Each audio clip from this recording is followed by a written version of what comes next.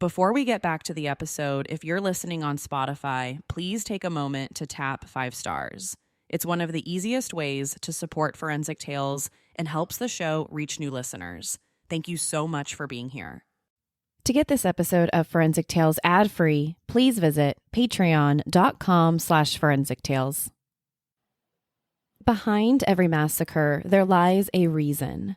Sometimes they're obvious. Many mass murderers have similar traits: sensation-seeking, lack of remorse, impulsivity, need for control, and predatory behavior.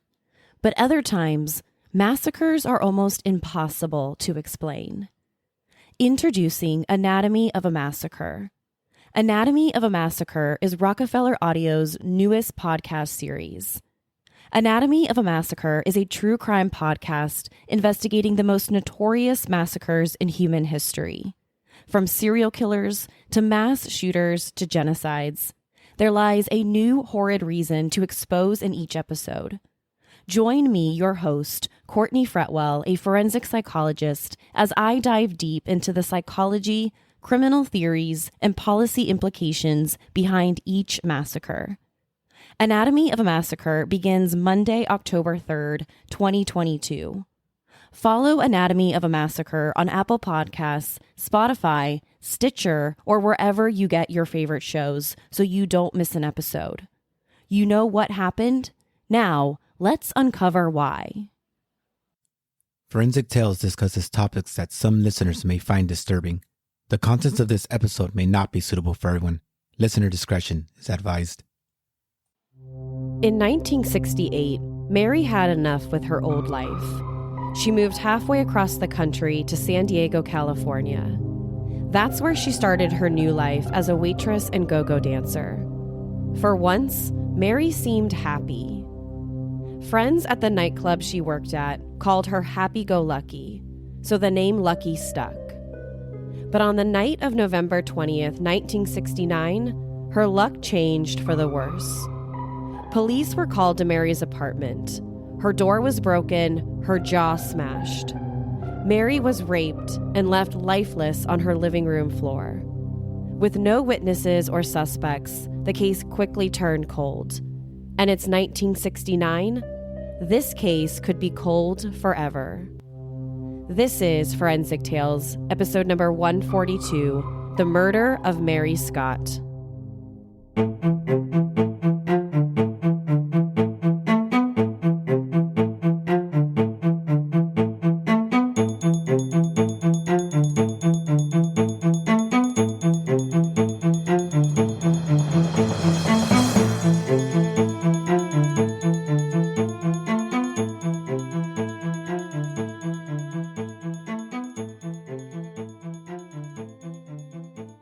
Welcome to Forensic Tales. I'm your host, Courtney Fretwell Areola.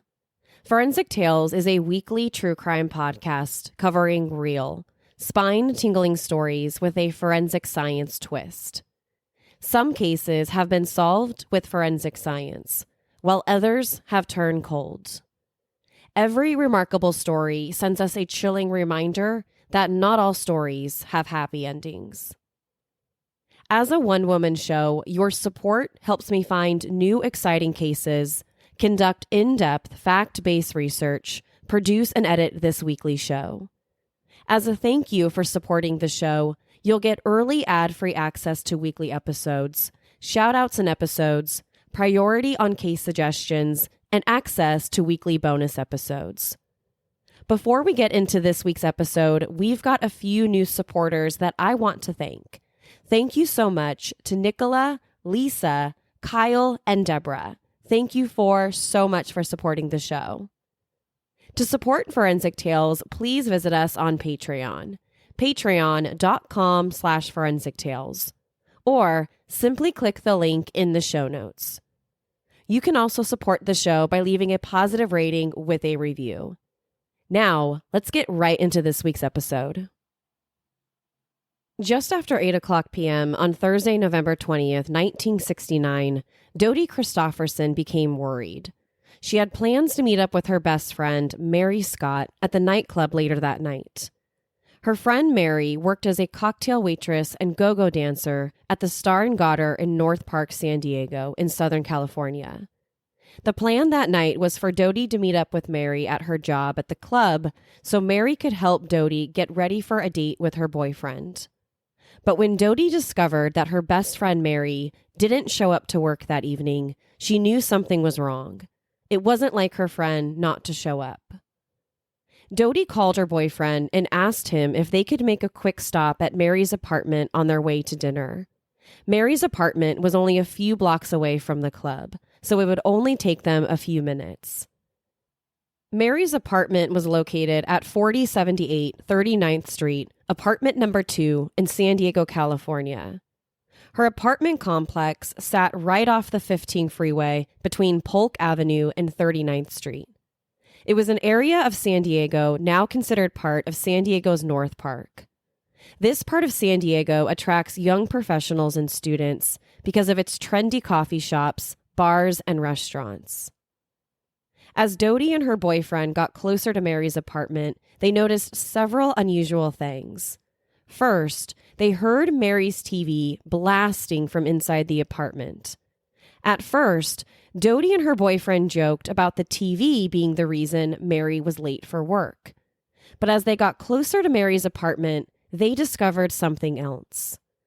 When Dodie and her date got inside of Mary's apartment, they found the whole place a mess.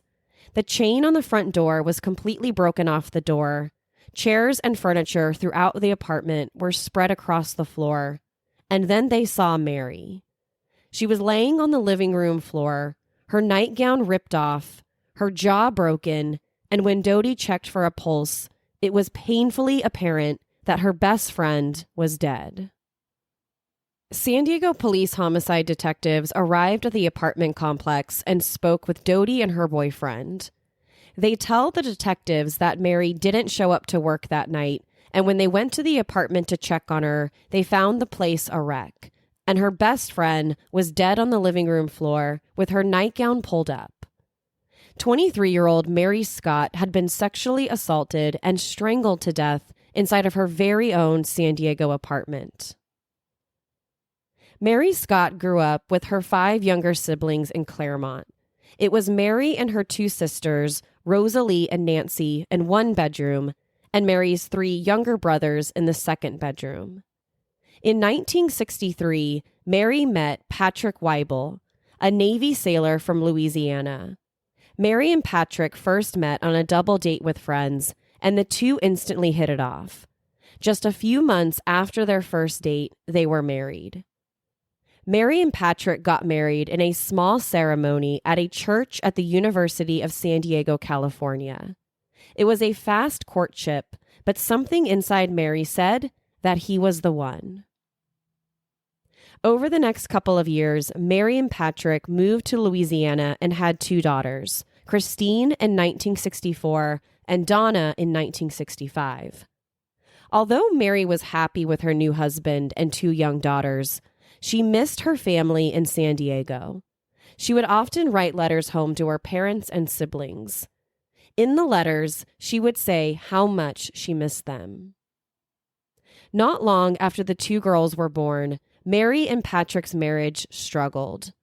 They had broken up and gotten back together several times. When they broke up, Mary and the girls would pack their bags and move back to San Diego. But then, when they made up, they would move back to Louisiana. This same pattern happened over and over. By 1968, Mary had enough. She wasn't happy with her life in Louisiana with Patrick anymore.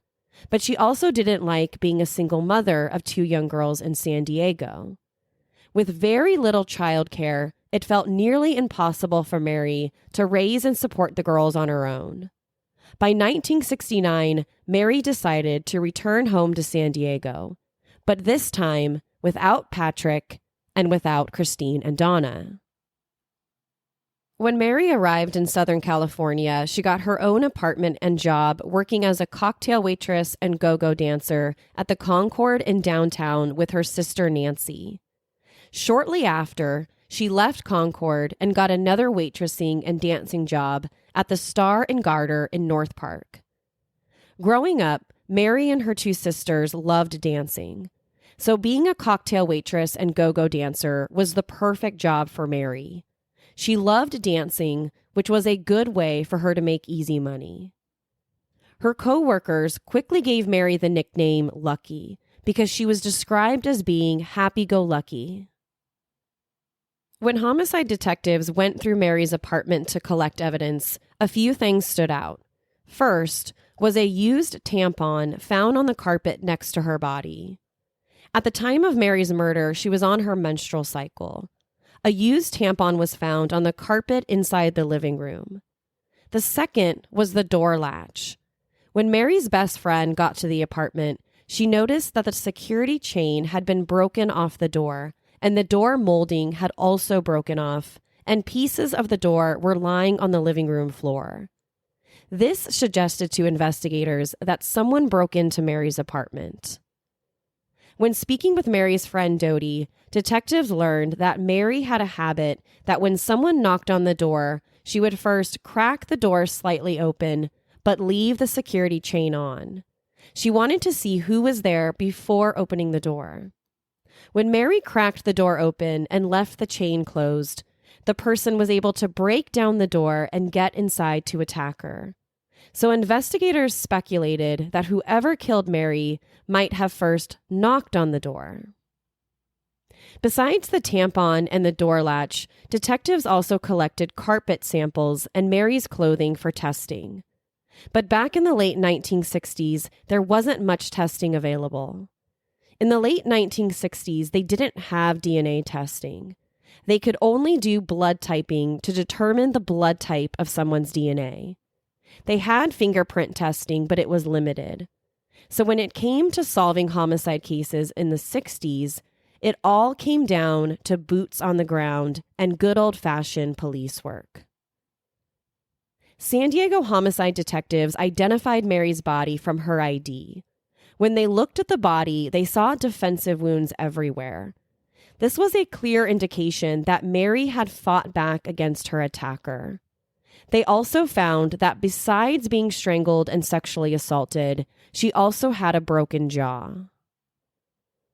Early in the investigation, San Diego homicide detectives pieced together Mary's last known movements before the murder. On Wednesday, November 19th, Mary worked her shift at the Star and Garter nightclub. She finished her shift around 2 o'clock in the morning and took a cab back to her apartment on 39th Street. Police found out that the cab driver who took Mary home was a guy named Tom. At 2:05 a.m., the cab driver said he had dropped Mary off outside of her apartment. He said he saw her go inside, and then he drove away to pick up his next passenger. Around 2:15 a.m., one of Mary's neighbors in the apartment next door heard loud footsteps and a muffled scream.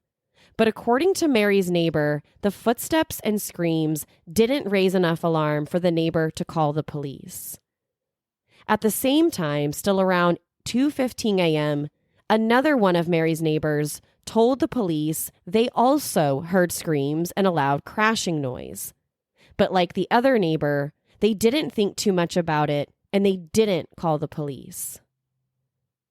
Based on the evidence gathered inside of Mary's apartment, investigators devised several theories about what might have happened. One of the theories was that Mary arrived home to her apartment after work that night and was getting ready to go to bed. When she was getting ready to go to bed, she's in the bathroom, taking her makeup off. She heard a knock. When she opened the door with the security chain on, her attacker hit the door so hard the chain broke, and the door's molding flew off. The police also suspected that that's when Mary's jaw broke. Once the attacker got inside Mary's apartment, he sexually assaulted her on the living room floor and then strangled her to death before running out of the apartment. Despite having a good theory about what happened to Mary, they didn't have any suspects, and the case went cold fast. The local news in San Diego covered Mary's murder for a couple of days. But after that, the media didn't seem interested in the story. If any station covered it, They only focused on Mary being a go-go dancer. The stories would start, "Go-go girl found dead," then quickly move on to another breaking story. For some people, that's all they could focus on. A go-go dancer is found dead inside her San Diego apartment. The story became less about Mary Scott herself as a person and became more about her job as a dancer and cocktail waitress. Some people even considered what happened to Mary as, quote, a hazard of the job. They believed that Mary worked in a club and was a dancer, putting her at higher risk. At the time, being a dancer at a nightclub was considered by many people as a high-risk profession. It was right up there with sex work. There was this unspoken attitude that they wouldn't have gotten killed if this person hadn't been doing this thing. This same belief can also explain why so many rape victims don't report their assaults to the police. The stigma can become unbearable. So for the local media in San Diego, Mary's murder was only front page news for a day or two. And after a couple days, they moved on from her case completely. No one seemed too concerned about a young cocktail waitress and go-go dancer being murdered. Mary's family was reluctant to talk to the media as well as the police in the early days of the investigation. The media had already betrayed Mary in such a negative way. They felt embarrassed by the way their daughter and sister were described. So in the early days of the investigation, they kept to themselves and just held out hope that the police were doing their jobs and could find the person responsible. After the crime scene was processed, the evidence was collected, and the immediate leads were exhausted, Mary's case was cold. The San Diego police had no suspects and no new information coming in that could help move their investigation along. So Mary Scott's case seemed destined for the cold case department. Mary's case remained practically untouched for months. Then as quickly as the months passed, so did the years, then decades. Over the years, Mary's family and 2 daughters did their best to move on with their lives. But it's hard to move on when your sister or mother is murdered and you don't know why and you don't know by who. When Mary was murdered, her 2 daughters, Christine and Donna, were just babies. They had very few memories of their mother. After her murder, the girls went to live with their father's parents and their grandparents in Louisiana. Their father, Patrick, worked on an oil rig and was often out to sea for long stretches of time. So in the best interest of raising 2 young girls, Christine and Donna went to live with their grandparents. When Christine and Donna were young, no one talked about Mary. They grew up calling their grandmother Mama. As kids, they didn't even know their mother had been murdered. All they knew was that they no longer had a mom. They also did not know anyone from their mom's side of the family because they all lived in San Diego, and their father's family was in Louisiana. But their curiosity grew as they got older. They wanted to learn more about their mother and what happened to her. But their father's family was reluctant to share about Mary or her family with the girls. They wanted to protect them from what really happened to their mother. So all they told the girls was that their mom was gone. Hey, Forensic Tales listeners, if you're like me, you're always looking for new podcasts to binge, and I've got one you need to hear about. Introducing Hauntings, Homicide, and Hearsay. Hosted by Steve and Ashley Thomas, Hauntings, Homicide, and Hearsay is a horror podcast that focuses on the United States' most gruesome murders, haunted happenings, and urban legends. I just got done listening to the episode they did about an urban legend out of Beaver County, Pennsylvania, of Charles No Face, aka the Green Man. It's a story about an 8-year-old boy who was electrocuted and lost his eyes, nose, and lips. Hauntings, Homicide, and Hearsay is available on Apple Podcasts or wherever you get your favorite shows. Subscribe today and give them a listen. That's Hauntings, Homicide, and Hearsay. By 1988, Christine was in her early 20s. She had spent her entire life not knowing anything about her mother or her mother's side of the family, not even knowing that she was killed. But by 1988, she was ready to find out more. So she hired a private investigator to see what they could uncover. Christine wanted the private investigator to find anyone related to her mom. The investigator found Rosalie, one of Mary's younger sisters. Rosalie was only 16 years old when Mary was murdered, so she wasn't too much older than Mary's daughter, Christine. Christine called her out of the blue one day when the private investigator tracked her down. She opened up to her about wanting to learn more about her family in California, whom she'd never met before. She explained to Rosalie that since she and her sister were toddlers, their father's parents were all they knew. She said they knew nothing about her mom or her family. For the next several months, Christine and Rosalie exchanged letters and phone calls. By this point, Christine was in her 20s and was married with 2 kids, and Rosalie was in her 30s, still living in San Diego with a family of her own. The 2 of them had plans to meet in person someday, but sadly, that day would never come. On December 20th, 1989, Christine was driving home from work when she got in a car crash. During the collision, Christine's car flipped 6 times, breaking both of her legs and neck. She was pronounced dead at the scene. She was killed before meeting her mother's sister or anyone else related to her mother. Like the mom she never knew, Christine was killed at a similar age and left behind 2 young kids. By 1992, Mary's second daughter, Donna, became interested in discovering more about her mom. She decided she wanted to continue the work of her older sister, Christine. And a year later, Donna got a phone call to meet Rosalie in San Diego. This was the first time either of Mary's daughter met anyone in the family. For the next 6 years, the case of Mary's murder was cold. It wasn't until 1998 that the case was reopened, 29 years later. Not long after Rosalie and Donna first met, they discussed wanting someone to reopen Mary's case. It had been almost 3 decades, and they were ready for a break in the investigation. They contacted Ron Thill, a cold case detective from San Diego District Attorney's Office. They shared everything they knew about the investigation and where the case stood now. Then they asked Thill if his department would consider reopening Mary's case and get a fresh set of eyes on it. Maybe there was new testing that could be done that wasn't done back in 1960s.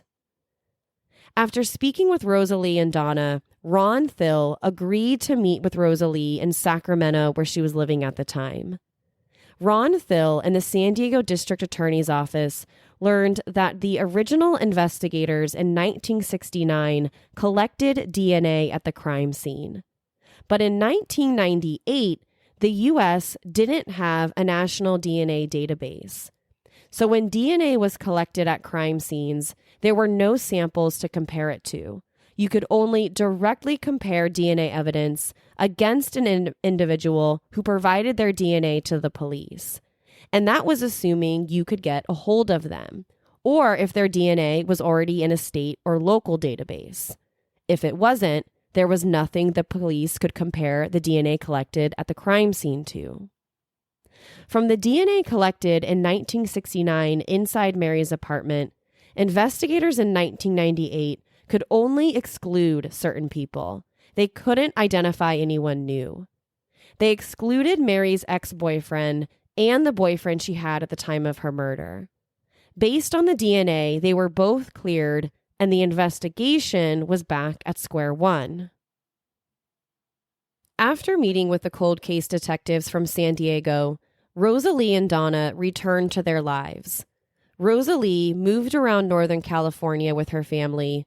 She got divorced and later remarried.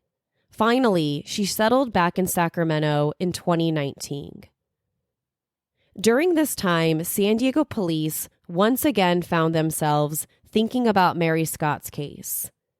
In 2019, San Diego cold case investigators heard about the arrest of Joseph James DeAngelo, also known as the Golden State Killer. Between 1974 and 1986, the Golden State Killer is believed to have murdered 13 people, raped 51 others, and burglarized over 120 homes throughout Northern and Southern California.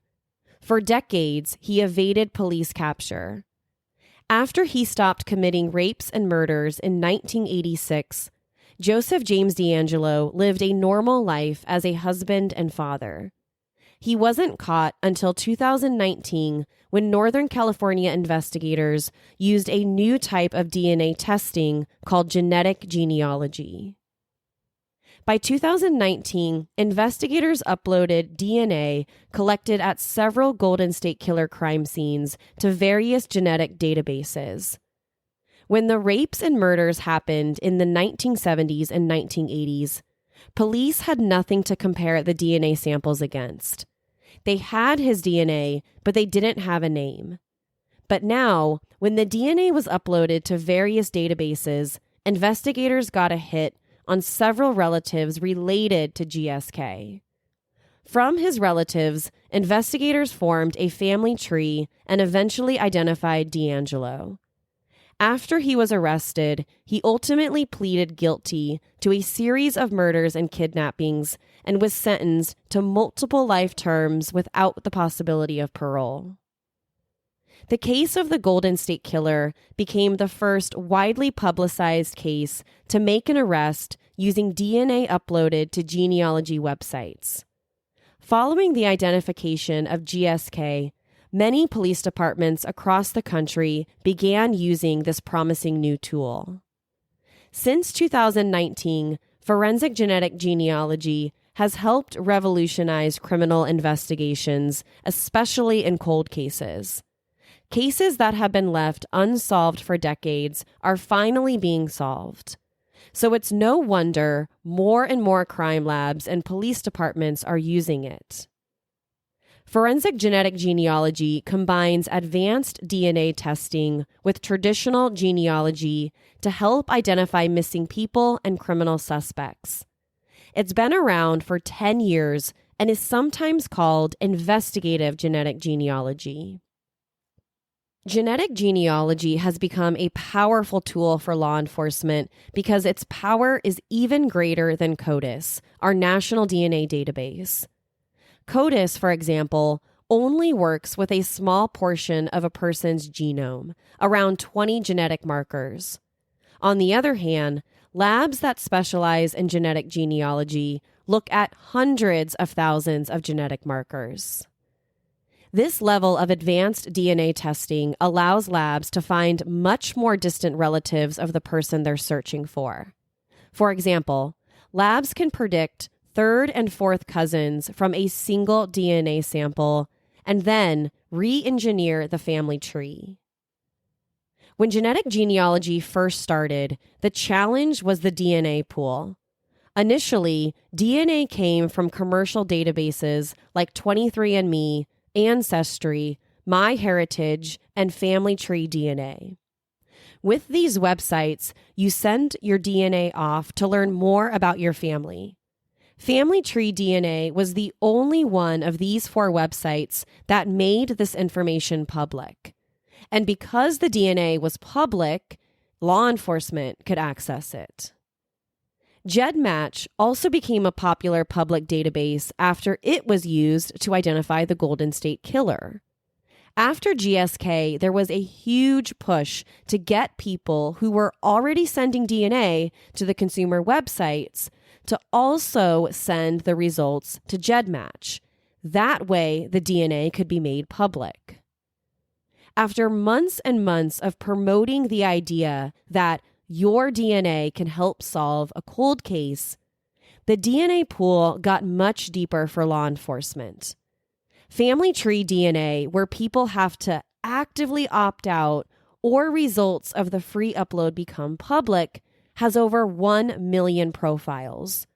GEDmatch, which had about 1 million public results, now also has an opt-in or opt-out feature. The biggest issue faced with genetic genealogy is Fourth Amendment privacy concerns. But there are also other challenges. For instance, many DNA profiles uploaded to private websites come from people with disposable income who can afford to pay for a kit and submit their DNA. On the other hand, not everyone has the money or the interest to submit their DNA to learn more about their ancestry. There are also challenges when it comes to recent immigrants. If someone has deep roots in the United States, it's easier for these labs to identify them. But if someone just recently immigrated here, it's going to be much harder. The first step in this process is to upload a DNA profile into a direct-to-consumer or private DNA database. Once the profile is uploaded, genealogists look for potential matches. Next, they look for exact matches or possible relatives of the person of interest. If they don't get an exact match, they identify relatives. Sometimes it can be a close match, like a parent or a sibling. Other times, it's a smaller hit. Maybe they can only identify a distant relative. In that case, the police turn to genealogist. A genealogist creates a family tree based on the hit. And from the family tree, they generate suspect list. The goal with this entire process is to take the suspect list and then eliminate everyone off the list until they get their perpetrator. Once they have a promising suspect or two, they go through a series of questions. Was this person alive at the time of the crime? Did they live in the same area? Were they the appropriate age? Too young? Too old?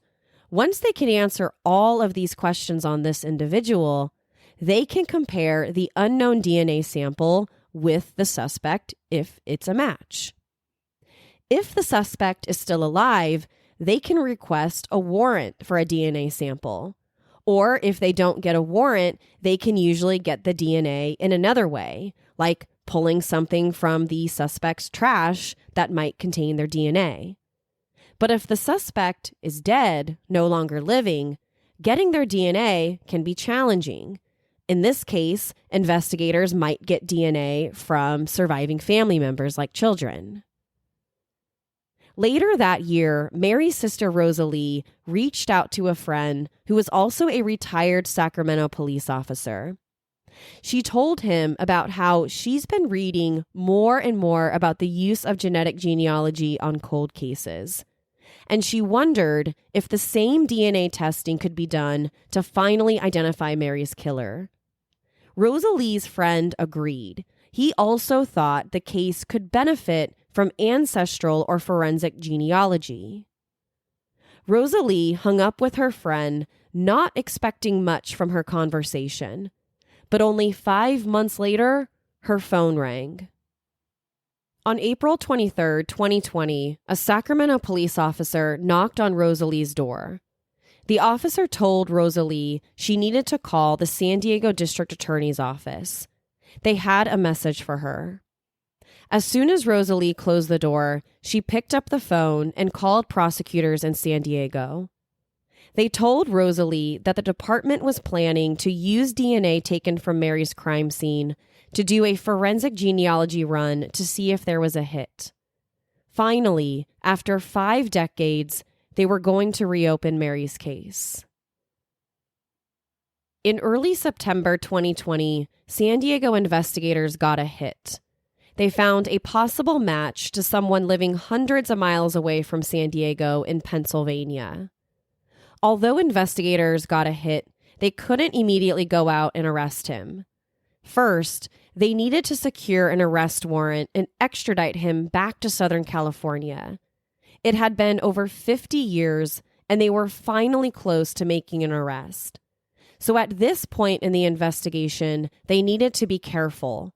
One wrong move on the police's part could jeopardize this entire investigation.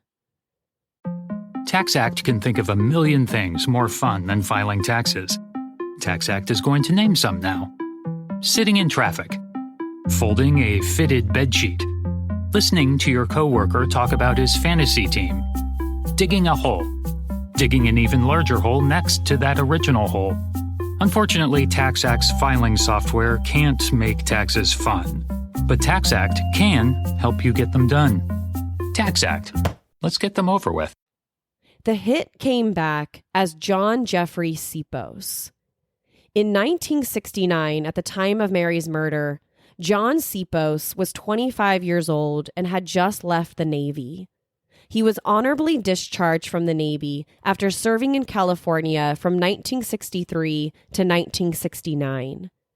After he got out of the service, he moved to San Diego and lived not too far from Mary Scott's apartment in the 4000 block of 39th Street. San Diego detectives believe that on the night of Mary's murder, Sipos knocked on Mary's front door at around 2:15 a.m. Mary had just gotten off work and was last seen by the taxicab driver around 2:05. After she got inside her apartment, she went to the bathroom, started taking her makeup off, and getting ready for bed. That's when Sipos knocked on her front door. As a habit, Mary never fully opened her front door when someone knocked. She always kept the security chain locked so that she could see who it was. But when Mary opened the door and kept the security chain on, Sipos broke down the door, causing the chain to break. The force of breaking the door down also broke Mary's jaw. Once Sipos got inside the apartment, he sexually assaulted her before strangling her to death. And before leaving Mary's apartment, he left his DNA behind. Following Mary's murder, Sipos carried on with a normal life. He married a woman named Suzanne, and the two purchased a house in October 2003 on Cobbler Road in North Whitehall Township, Pennsylvania. For over 5 decades, Sipos got away with murder. Until 2020, San Diego homicide detectives never considered him a suspect, and the name John Jeffrey Sipos was completely unknown to investigators. After detectives got a hit with genetic genealogy, they needed to make sure that Sipos was their guy, so they needed to get a fresh sample of his DNA. A few detectives staked outside John and his wife's home in Pennsylvania. They waited for the right moment to conduct a trash run. Trash is generally considered public domain anytime it's discarded, and since it's public domain, it's not subject to search warrants. So as soon as John and his wife put their trash bins out on the sidewalk to be collected, the officers moved in and searched the trash. Inside the trash container, they found several items that might contain John's DNA. They recovered a bloody Band-Aid, a few coffee lids, and dental floss. When they submitted the items for testing, they came back as a match. The DNA on the items from John's trash can matched the DNA collected at Mary's crime scene in 1969. On October 24, 2020, Pennsylvania State Police knocked on John Sipos' front door with an arrest warrant signed by a judge in San Diego.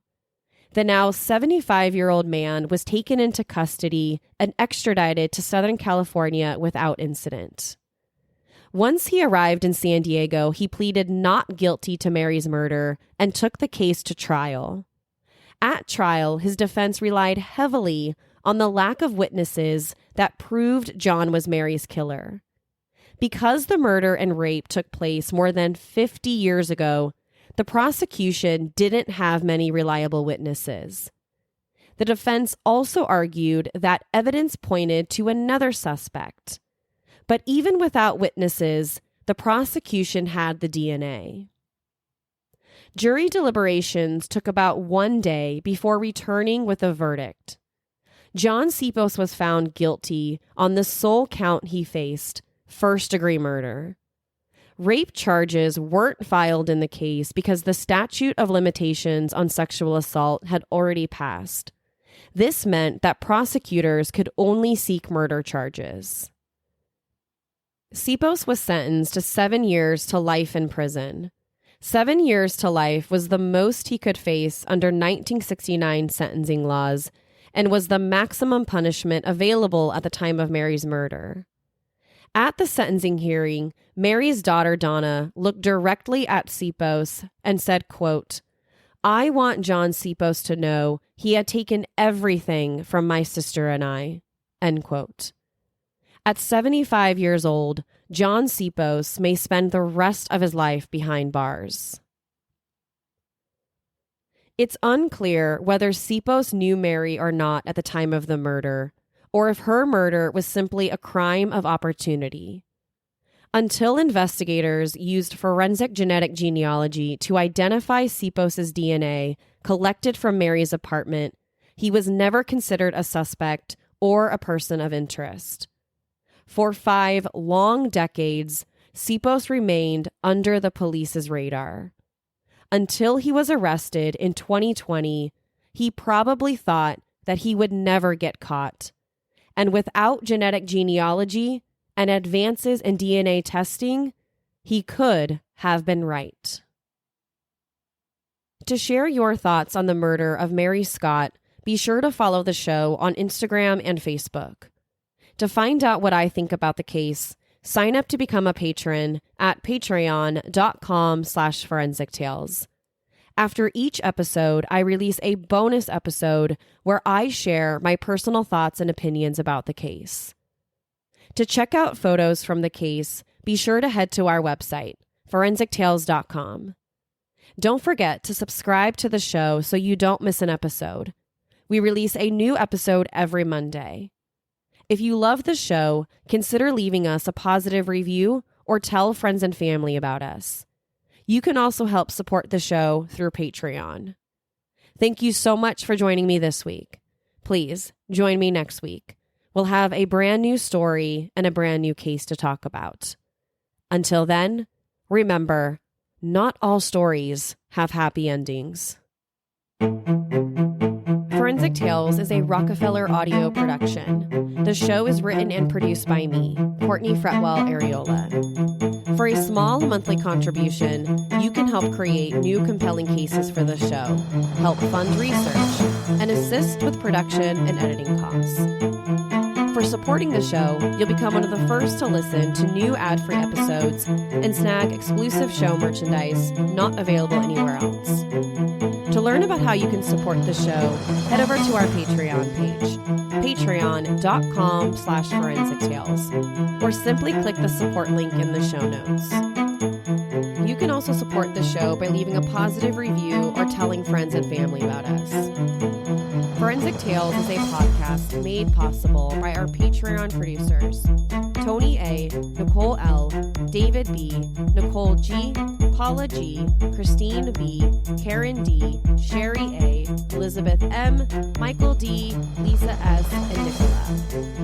If you'd like to become a producer of the show, head over to our Patreon page or email me at courtney@forensictales.com to find out how you can become involved. For a complete list of sources used in this episode, please visit forensictales.com. Thank you for listening. I'll see you next week. Until then, remember, not all stories have happy endings.